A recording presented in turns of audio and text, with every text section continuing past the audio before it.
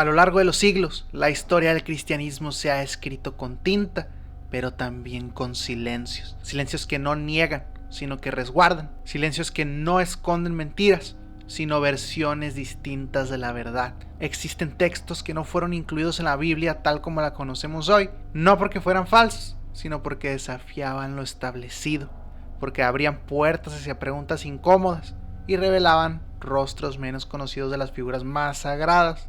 Estos textos, llamados textos apócrifos, son piezas olvidadas del rompecabezas cristiano, obras que fueron leídas, debatidas, reverenciadas y rechazadas en distintas comunidades. Escritos que, aunque fuera del canon, siguen latiendo con fuerza.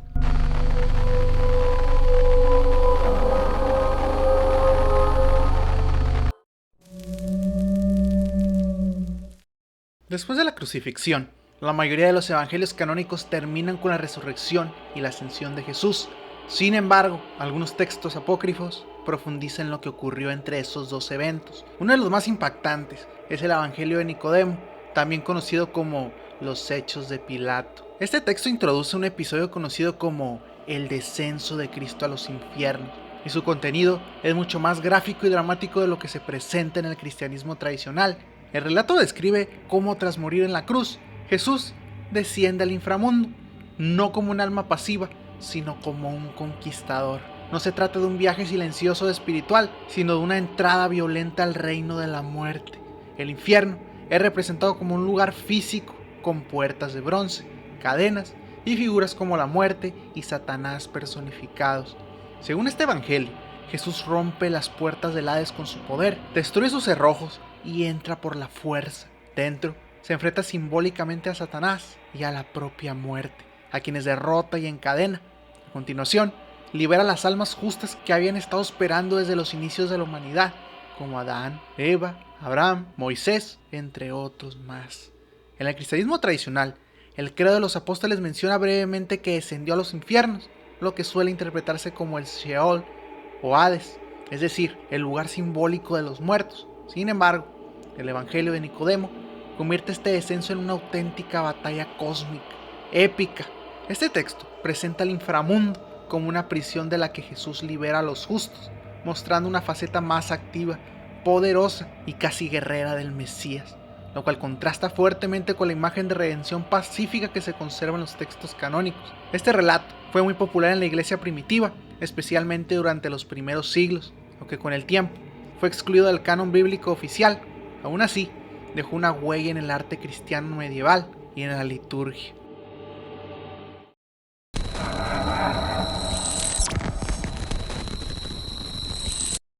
Como se sabe, en la mayoría de iglesias cristianas, la historia de Jesús tiene un final claro. Fue crucificado, resucitó al tercer día y ascendió al cielo.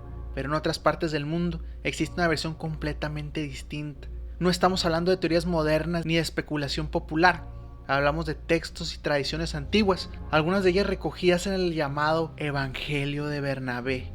El Evangelio de Bernabé, un texto medieval conservado en lenguas europeas, pero con un gran valor en círculos islámicos, afirma que Jesús no murió en la cruz. En su lugar, alguien más fue crucificado por error o por engaño. A veces se menciona a Judas, mientras Jesús fue rescatado con vida. Según esta versión, Jesús no solo sobrevivió, sino que se curó de sus heridas y continuó su vida. Se alejó de Jerusalén y, según estas tradiciones, viajó hacia el este. Uno de los destinos más mencionados es Cachemira, en el norte de la India. Allí existe un mausoleo llamado Rosabal, que algunos identifican como la tumba de Jesús. Según esta visión, Jesús vivió una larga vida como maestro espiritual. Se casó, tuvo descendencia y murió de causas naturales. Para quienes siguen esta creencia, Jesús fue un profeta iluminado, pero humano. Esta versión de los hechos contradice directamente el núcleo del cristianismo tradicional. Si Jesús no murió en la cruz, no hubo redención, no hubo resurrección, ni victoria sobre la muerte, y simplemente vivió como un sabio entre otros. Entonces, su divinidad queda completamente en entredicho. Para muchas doctrinas cristianas, esta idea no es solo incorrecta, sino inaceptable.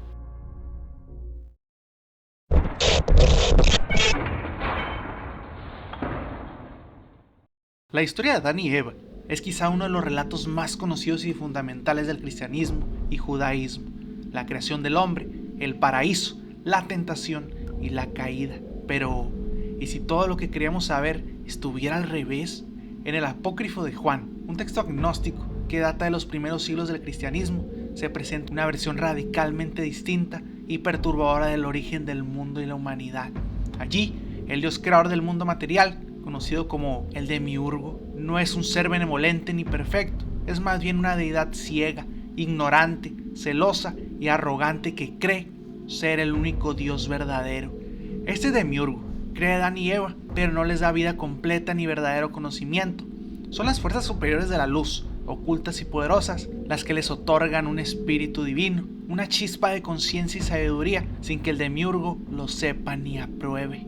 La serpiente del jardín del Edén, muy diferente a la figura maligna tradicional, no es un tentador maligno, sino un enviado de estas fuerzas luminosas. Su misión es ayudar a Adán y Eva a obtener el conocimiento prohibido, la llamada agnosis, que el Demiurgo quiere ocultar. Comer del fruto no es pecado, es un acto de liberación.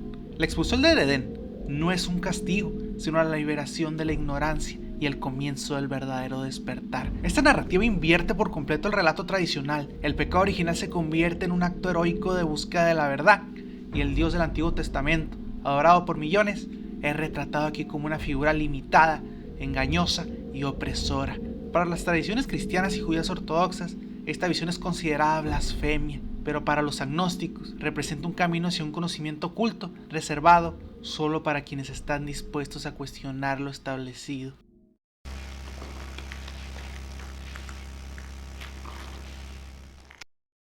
Muchos textos agnósticos, como el Evangelio de Tomás o el Evangelio de María Magdalena, revelan una visión muy diferente sobre el mensaje de Jesús.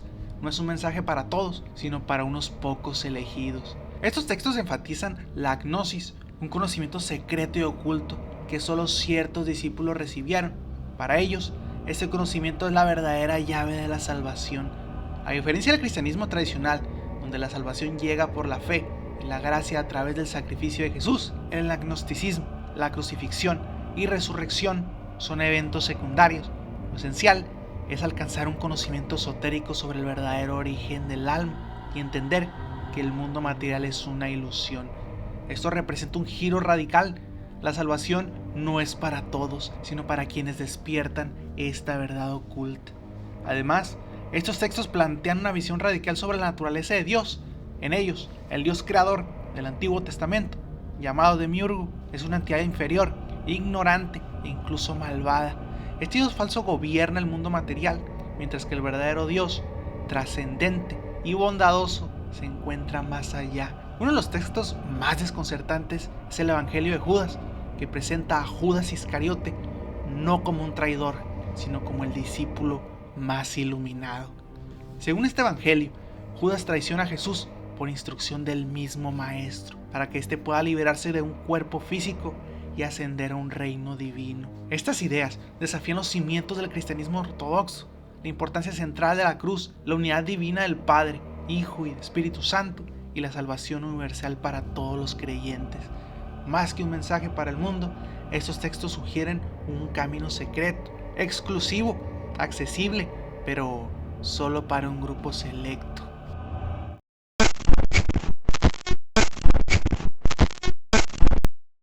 La infancia de Jesús es apenas mencionada en los evangelios canónicos, presentándola como un periodo tranquilo y humilde. Sin embargo, en los llamados evangelios de la infancia, como el Evangelio de la infancia de Tomás o el Evangelio árabe de la infancia, emerge una figura muy distinta y hasta quizás perturbadora. En estas creencias, Jesús, siendo apenas un niño de 5 años, utiliza sus poderes divinos de formas que muchos considerarían vengativas e incluso crueles. Por ejemplo, cuando un niño accidentalmente choca con él, Jesús lo maldice y este niño fallece. Cuando otros niños se burlan de él, Jesús les arruina la vista. Y cuando los padres de esos mismos niños protestan, también son maldecidos y mueren. Solo después, cuando se lo piden, Jesús resucita a alguno de ellos. Por otro lado, estos textos relatan cómo Jesús moldea pájaros de barro en sábado y al ser reprendido por un fariseo, aplaude, haciendo que los pájaros cobren vida y vuelen. Una muestra clara de un poder caprichoso y casi exhibicionista. Este retrato de un Jesús niño vengativo y volátil es profundamente desconcertante, pues contradice la imagen de amor, humildad y sacrificio que los evangelios oficiales transmiten. Precisamente por esta imagen imperfecta y a veces cruel, estos textos fueron rechazados y excluidos del canon. Ofrecían una visión de Jesús que no encajaba con la idea de un Mesías divino y sin manchas. Quizás, más que una historia literal, es un reflejo de las complejidades y contradicciones de la divinidad humana, un recordatorio incómodo de que las figuras sagradas también pueden ser misteriosas y difíciles de comprender. Hemos recorrido un camino lleno de preguntas inquietantes y revelaciones inesperadas. 5 textos que desafían las versiones oficiales que muestran a un Jesús, unos orígenes y una historia distinta cargada de misterio y contradicción. Estos relatos nos invitan a mirar más allá de lo conocido, a cuestionar lo que damos por sentado y a reconocer que, en el corazón de la fe y la historia, existen sombras que pocas veces no iluminan. No importa si crees, dudas o simplemente sientes curiosidad, lo cierto es que la verdad nunca es única ni sencilla y en ese enigma reside su poder. Gracias por acompañarme en este viaje. Si te gustó este video y quieres seguir explorando más misterios, no olvides suscribirte a mi canal y activar la campanita. Déjame en los comentarios qué otro tema oscuro e intrigante quieres que profundicemos juntos. Hasta la próxima.